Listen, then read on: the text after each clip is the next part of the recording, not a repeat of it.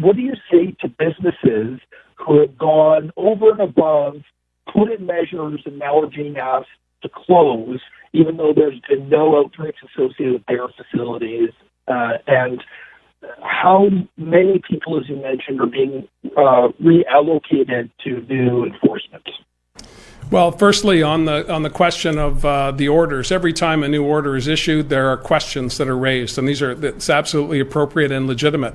We do our best to answer those questions through public health, through other mechanisms. With government, we're able to use other tools like advertising and directly reaching out to people through social media to answer and resolve issues as they emerge. But we have seen evidence that some actors for example, spin classes or wherever there's intensive activity inside, we've seen an increase in cases. And that means we need to amend the work plan in those places if we're going to keep them open. And I think most businesses will say, okay, we were doing okay in our space. These are the issues that we've been dealing with. Engage with public health officials, engage with WorkSafe, and find out what improvements need to be made. But this is going to be challenging. Listen, no one should be under any illusion based on what's happening in British Columbia, in Canada, in North America, and around the world that we're going to be out of this anytime soon. This is not we're not designing plans to make life uncomfortable for people. We're designing plans to make it as comfortable as we possibly can by making sure that we can continue to have surgeries in our acute care facilities, by keeping our schools open so kids get the education that they need and that families can have a little bit of normal in their lives. But there's nothing normal about a pandemic. There's nothing normal about the challenges that we're facing, and that's why we need to focus on helping each other through this. We have a battery of programs that are put in place for small businesses to help them through as part of our restart plan, and there'll be more as we go into the budget process for next year. So I ask for people to be patient with each other and patient with government as well as we put in place what I believe will be the best outcomes possible for British Columbia. Next, we have Tanya Fletcher, CBC. Tanya, your line is now open. Premier, I want to talk about this regional approach we're seeing with this new round of restrictions. I know the province was overall a bit hesitant initially in the spring to move forward that way, but given Fraser Health, Vancouver Coastal Health targeted this time around, do you see this kind of framework maybe driving strategy moving forward as perhaps health officials and government are more nimble to react just specifically to geographical locations that are a problem? Well, that's a good question, and it's a challenging one for me to answer because COVID is everywhere. COVID is in the north, it's in the interior, it's on Vancouver Island.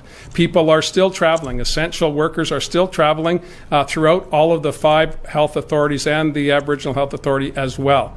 And so I don't want people to think that because the orders are focused on the areas where we've seen the largest number of cases, Fraser Health and Coastal Health, that means that the island and interior and northern health do not have to be vigilant when it comes to physical distancing, be vigilant when it comes to ensuring that people do not come to the workplace when they're not feeling well enough to do so. All of those issues remain in place for all British Columbians. But Dr. Henry's focus on Fraser Health and Coastal Health is a direct result of the inordinate number of cases in those areas. We need to make sure that we get those cases down, and that's why the orders are in place. She'll be able to speak to that in more detail later this afternoon, but it's my view that we need to make sure that we have a pan-BC approach to COVID-19, but we also need to be mindful that in this instance, a regional approach may well be the best one to get at the challenge, which is in Fraser and Coastal Health. Tanya, for a follow-up. Yes, please. Thanks. And on that related note, you emphasized again only essential travel right now in those regions. The tourism industry, many of them have said they've been hanging by a thread already. So would they or could they expect more support for the tourism industry broadly as a whole if we see this continue?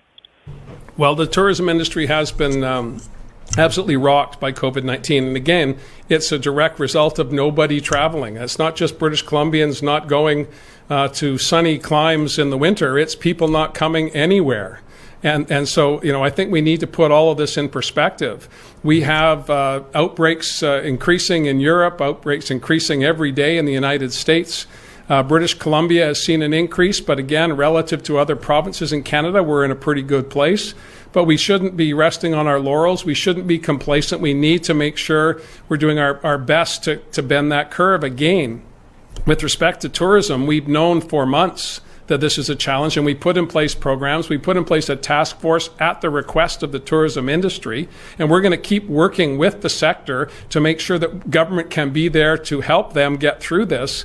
But until such time as people start coming back to British Columbia, that's not going to happen. And I think operators fully understand that. And that's why they're working rather than in any other way than collaboration. That's been the focus from the umbrella organizations in tourism. And that's also been how operators have approached this. Everyone wants to survive through the winter and get into the spring, and hopefully a vaccine and or therapies that will allow us to open our borders and have more people coming to British Columbia. But we are a long way from that today. Hi, thank you. Premier, your colleagues in Alberta and Ontario have dismissed new restrictions on rising COVID cases. You've said here today your objective is to keep the economy open, but I'm wondering how you see BC in that spectrum of the balance between dealing with COVID but with new restrictions versus keeping the economy open. Well, we've approached this, Justine, differently than other provinces from the beginning, and we've had positive results. We are focused on following the science. We have Minister Dix, Stephen Brown, and Dr. Henry are an extraordinary team. They have spectacular resources around them, government workers, public health workers, and staff that are focused on making sure that we get this right. And our objective from the beginning has been to reduce the lockdown and expand our ability to operate safely. Dr. Henry's been crystal clear on that from the beginning, and that's why I believe we've worked so effectively together. And we're going to continue to do that. And I won't compare myself to other provinces. I don't believe that's helpful. I do know that our outcomes have been superior, and that's been a result, I believe, of the leadership we've had from public health, as well as our ability to talk to British Columbians about what's at stake and what's at risk. And British Columbians have responded, in my opinion, better than other Canadians by understanding that we're all in this together. And if we want to avoid the more onerous restrictions that are being imposed in other jurisdictions, we need to take advantage of the opportunities to find safe ways to operate, whether it be in the private sector, whether it be in the public sector, whether it be our schools, whether it be our post-secondary institutions.